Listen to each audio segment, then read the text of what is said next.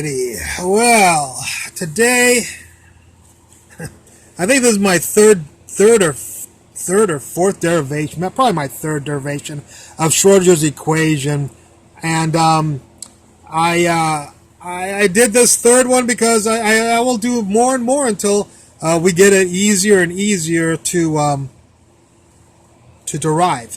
So hopefully this is the most the easiest one to understand. Hopefully they're getting better.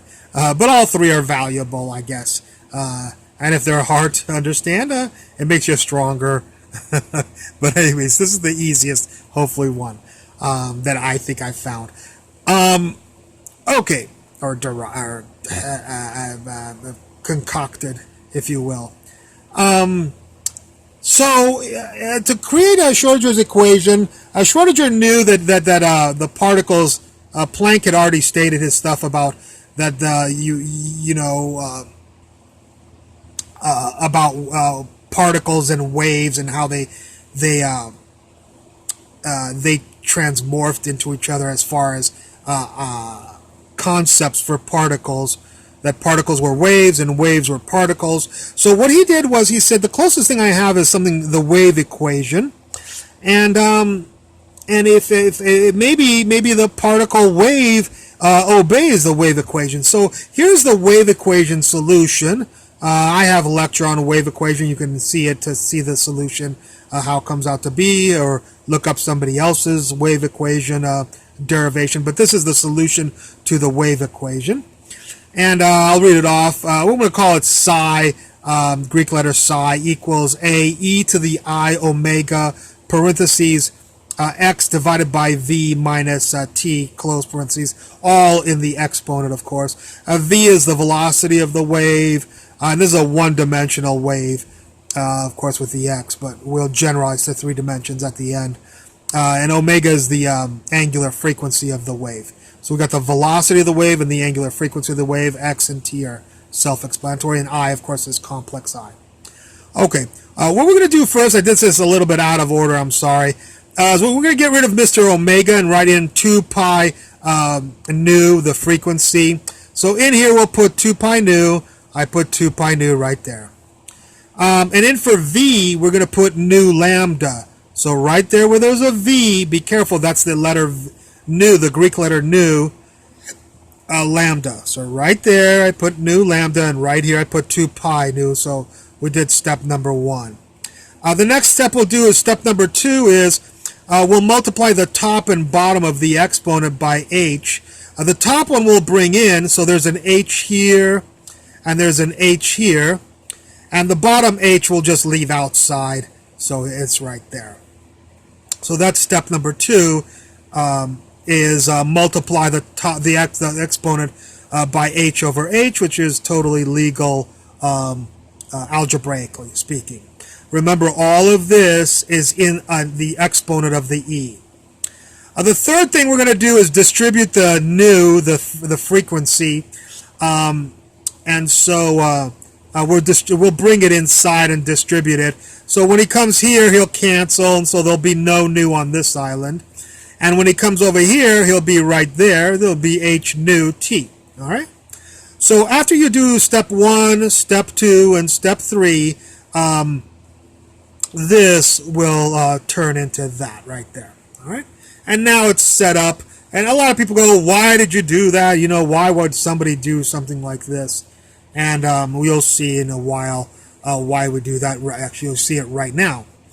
Because already Schrodinger knew that momentum of a particle or a light wave was a Planck's constant h over lambda. So now you know why we got this to look like this, to be h over lambda. That's why we did this algebra, is to get this to look like h over lambda. We're seeing things, we know things ahead of time, and we're trying to make sure we set up our equation to conform to these ideas. So momentum was equal to h, Planck's constant, over the wavelength of the particle or light, and E was equal, the energy of the light or particle is equal to Planck's constant times the frequency nu. All right. The other thing we have just to mention really quickly is h bar is equal to h over 2 pi. So we're going to take these 3 people and plug them in here. So right here, where as I said before, where you have h over lambda, why don't you put in p, the momentum? And that's exactly what I did here. Turned it to h over lambda. X, h lambda, is px. And right here where you have h nu, well, h nu is Mr. E. Why don't you just stick in an E there, and so we have E times T. So h nu T become E T, the energy times time. The last thing we did was this over here. We said that h over 2 pi, or 2 pi over h, is h bar on the bottom. So we replace this, and we replace this. We replace this with E, we replace this with P, the momentum, we replace this with the energy, this with the momentum, and this with what's called the reduced Planck's constant, h bar. Alrighty. Now, once we have that, let's take two partial derivatives of this with respect to x. And if you take two partial derivatives, an I, P, and h bar will pop out twice. So I squared will be negative, P squared will be P squared, and h bar squared will be h bar squared. And this is exponential, so when you pop that stuff out, it'll still be AE to all this garbage. So AE to all this garbage is psi, so we'll just write that this is psi right here. So two partial derivatives with respect to x is this. Take one partial derivative of this with respect to time, and you'll get this, because time is the derivative here is negative E, I and h bar will pop out, so negative IE over h bar will pop out. When that stuff pops out, you'll still get AE to all this garbage, which means you'll get psi. So the derivative of this, with partial derivative of this with respect to t, is equal to this.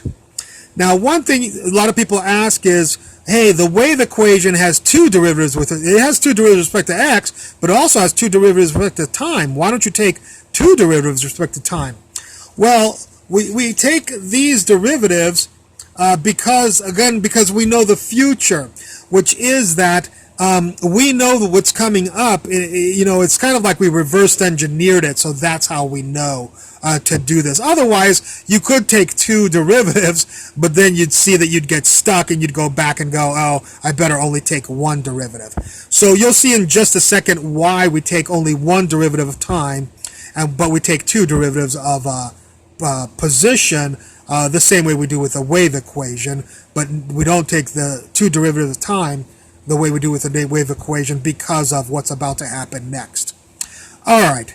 The next thing we're going to do is take, I have this as this was step 1 for this region. Step 2 is solve for P momentum squared here. So momentum squared is negative psi xx, h bar squared over psi, if you do a little bit of algebra here. Here, solve for energy here. So scoot over the h bar, scoot over the negative 1i, or the negative I, and scoot over the psi. So you'll get energy equals psi with respect to t, the partial derivative of psi with respect to t, h bar divided by negative psi I. Okay? So we've got these two quantities, and now we're going to write out our energy equation for any particle. And the energy total is equal to the kinetic energy plus the potential energy. So we'll just call this energy E. Kinetic we'll write as momentum squared divided by 2m of the particle, plus, and potential energy we'll just call V. Be careful, this is not velocity, this is potential. I guess I could put a little thing here to make sure you don't think it's not velocity, it is potential energy of the particle. Okay, so we've got our energy total was equal to this, we changed it to this. So do you know who Mr. E is? Yeah, I know Mr. E. He's psi t h bar, psi t h bar, negative psi I, complex I on the bottom. So I know Mr. E. Do you know who 2 is? Yeah, it's 2. Do you know who m is? Yeah, it's m. Do you know who p squared is? Yeah, p squared is negative psi xx, negative psi xx, h bar squared divided by psi. Right here. So I know who p squared is. He's all of this stuff. Plus, do you know who Mr. Potential is? We'll just call him Mr. Potential. No, I don't. So I'll leave him alone. All right. Well, now that we have this, we'll multiply through by, I don't know, a negative I and a psi. And a negative I will give you,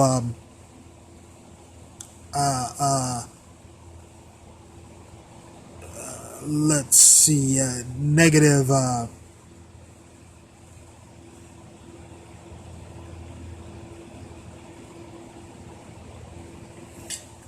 hold up a second. Okay, so we have the psi t, we have the h bar. Psi will disappear, and then psi will be on here, which is right there. So there's our psi. Psi xx, I've changed to three-dimensional to be del squared. So now it's psi xx plus psi yy plus psi zz. So that's why there's a del squared. This is one-dimensional, this is three-dimensional equation. Okie dokie. Actually,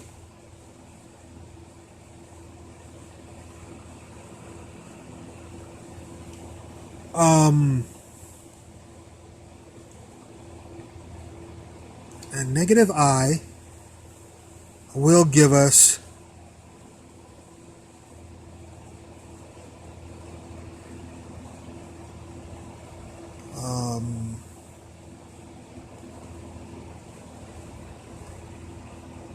oh, we don't want the I. So we're going to fix this I here by multiplying by I over I. So we'll get I on top. I times I is negative 1 times negative will give you a positive here. So we're just going to take I divided by I and multiply times this island.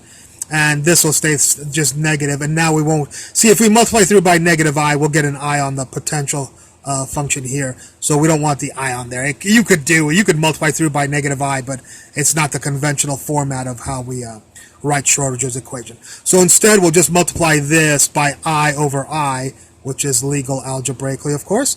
And if you do that, you'll just get I h bar partial of psi, the wave function with respect to time, the derivative, negative h bar squared divided by 2m, the mass of the particle, del squared, which is partial x squared plus partial y squared plus partial z squared of psi plus psi times the potential function.